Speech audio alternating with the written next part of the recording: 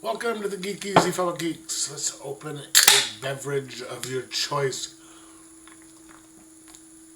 because today is another edition of Frightful Friday. And we are reviewing, or I am reviewing, Haunt. So, as I was shuffling, hunting, see what I did there, through different places looking for a movie this week, I came across the advertisement, the thumbnail for Haunt. And I sort of, okay, this looks like it might be interesting. Excuse me. Group of friends goes to a haunted house. And of course, stuff goes wrong.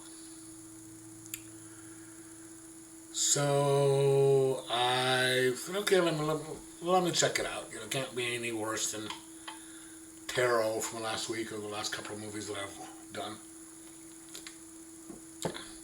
And I was right. It wasn't as bad.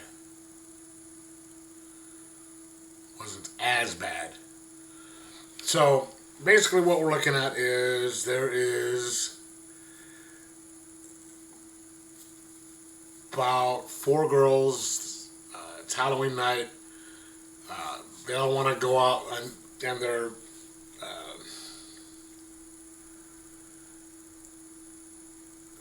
wildly over-exaggerated, kind of feminine friend. I don't know if he was supposed to have been gay or not, but, you know, the stereotypical, you know,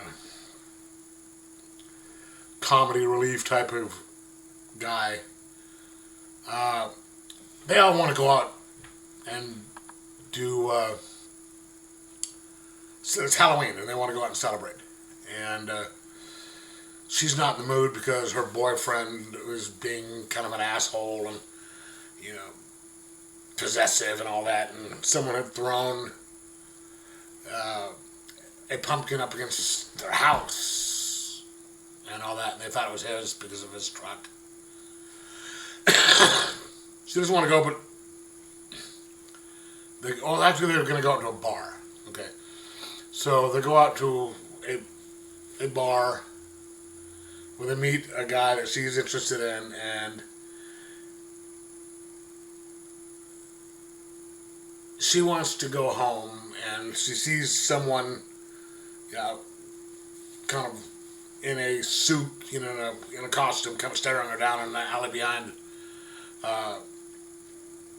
the bar, and she wants to go home, but they convince her to go, and so they're driving along, all in this little minivan. They think the guy's truck is following them, and they come across the thing for the advertisement for the haunted house, and they go in there. I mean, this thing is way out in the middle of bumfuck. Actually, it's a little farther away than bumfuck Egypt. About 3 cars in the parking lot. Nobody else out front, except for the one guy that's supposed to be scary, an employee. Which at this point I would have been going, okay, no one's here. I'm out. Then they have to sign a release form. You know, because they're supposed to be extreme and, you know, all this other crap. And they go inside, and it just starts kind of, at this point, we're already about like half an hour in. It takes them that long just to get there. And it just starts dragging and dragging.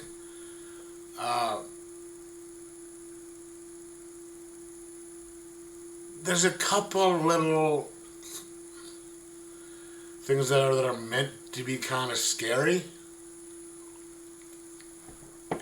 but aren't. It's not even, you know, when you get these, haunted houses, there's at least some of them a lot try and make an attempt to scare you. And you get these extreme ones. I've seen a lot of them on the TV and stuff like that. They have a lot of just weird shit going on and stuff. But this just seems nothing. I mean, going through a couple of creepy rooms here and there, and then they have a guy who, they're all in like robes and masks and stuff. They drag a girl out, and she's screaming for help and tied up, and they take a hot poker and put it up against her face, and then boom, drag her out. And it's like, okay. And then it takes a long time for stuff to start happening after that. And it was just kind of, what's the point? What's going on? Just these, little. They might have been kind of inspired a bit by Saw, but they didn't, do any Saw-like stuff. And when you finally meet the people who are doing this, it's more than one, you never find out why or what their goal is for doing this, or why they're doing it. Because every horror movie, you at least find out some basic information of why the bad guys are doing what they're doing. Okay, guys, goes accused of killing kids. The family goes out and burns them in a furnace. So he starts going after their dreams. Living their dreams. You have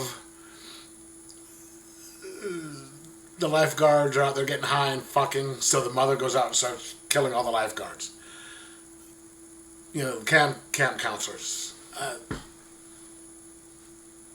There's a reason why the killers are doing what they're doing.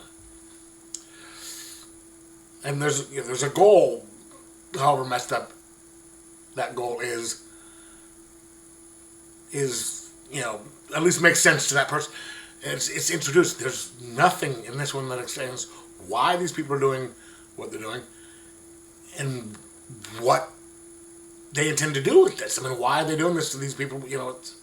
What do they want? And it's just, there's a couple of dangling threads, including the boyfriend, that something happens with him in there, and that's just left. That's kind of brought up, and there's a little bit more with him a little later, but that's just left hanging. And so it's just like, it was not the greatest. It wasn't even meh. I mean, it'd have to be a little bit better to be meh, or mid, as some of my younger friends would say. The acting was adequate at best.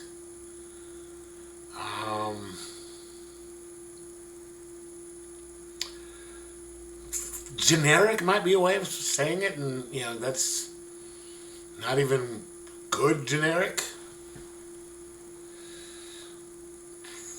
I'll give it a 2.5 out of 5. I mean, at least they got it made. But yeah, that's